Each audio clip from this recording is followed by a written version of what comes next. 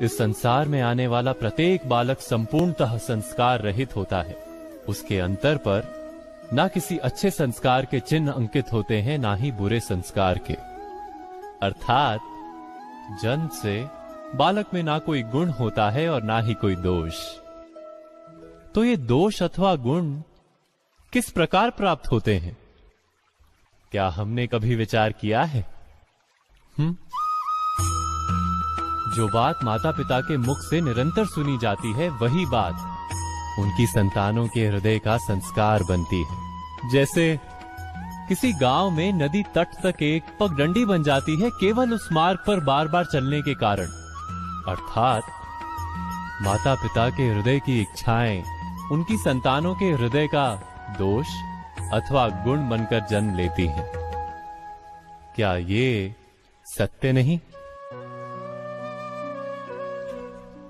पर फिर भी जब उनकी संतानों में कोई दोष दिखाई देता है तो माता पिता आश्चर्य और दुख से भर जाते। माता पिता का हृदय ये प्रश्न करता है कि उनकी संतानों में ये कुसंस्कार आए कहां से।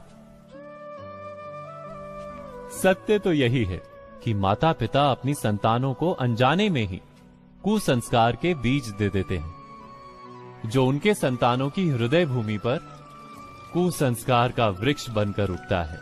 अर्थात अपनी संतानों को सुसंस्कारी और धर्ममय बनाने की आशा रखने वाले प्रत्येक माता पिता को प्रथम अपने हृदय की इच्छाओं पर अंकुश रखना क्या अनिवार्य नहीं?